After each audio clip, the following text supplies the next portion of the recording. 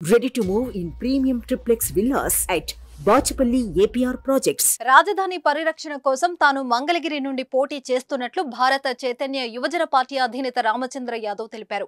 Party అధినేత రామచంద్ర యాదవ్ తన సొంత నియోజకవర్గం పుంగనూరుతో వైసీపీలో కీలక నేత పెద్దిరెడ్డి రామచంద్రారెడ్డి పైన, ఇటు మంగళగిరిలో ప్రధాన ప్రతిపక్ష నాయకుడు చంద్రబాబు తనయుడు నారా లోకేష్ పైన పోటీకి దిగుతున్న విషయం తెలిసిందే. ఈ క్రమంలో శనివారం మంగళగిరిలోని హ్యాపీ రిసార్ట్స్ నందు నియోజకవర్గంలోని అభిమానులు, కార్యకర్తలు, ప్రతినిధులతో ఆత్మీయ సమావేశాన్ని నిర్వహించారు. ఈ సందర్భంగా రామచంద్ర యాదవ్ అటు పుంగనూరులో, ఇటు మంగళగిరిలో ఎందుకు పోటీ చేస్తున్నారు అనే దానిపై క్లారిటీ ఇచ్చారు.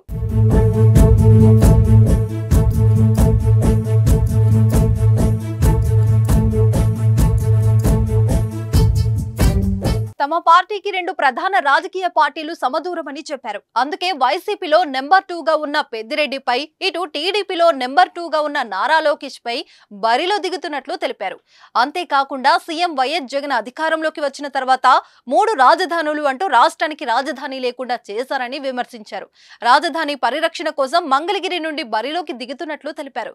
ఖచ్చితంగా 2 నియోజకవర్గాల నుండి విజయం సాధించి తీరుతానని ధీమా వ్యక్తం చేశారు. మంగళగిరి నియోజకవర్గ అభివృద్ధి కోసం పూర్తి స్థాయి ప్రణాళికలతో ఉన్నట్లు తెలిపారు రామచంద్ర యాదవ్.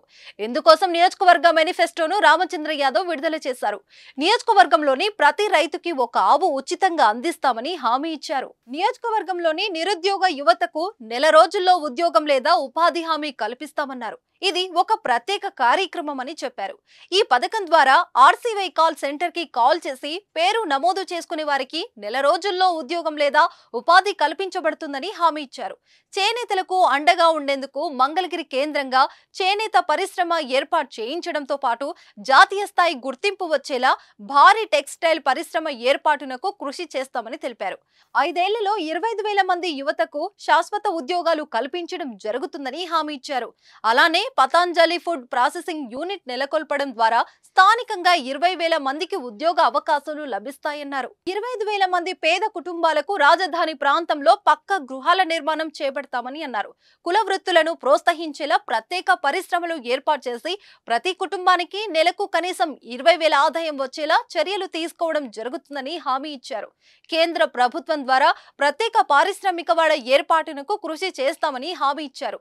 నియోజకవర్గంలో డ్రైనేజీ సమస్య లేకుండా అన్ని గ్రామాలలో పూర్తి స్థాయిలో పక్క డ్రైనేజీల నిర్మాణం చేపడతామని అన్నారు. దుగ్గిరాల మండలం రవీంద్రపాడు వద్ద లిఫ్ట్ ఇరిగేషన్ ప్రాజెక్టు ఏర్పాటు ద్వారా ఆ ప్రాంత రైతులకు ఏటా 2 పంటలకు సాగునీరు అందించడం జరుగుతుందని హామీ ఇచ్చారు. నిడమరు రైల్వే గేట్ వద్ద ఫ్లైఓవర్ నిర్మాణం చేపడతామని రామచంద్ర యాదవ్ హామీ ఇచ్చారు.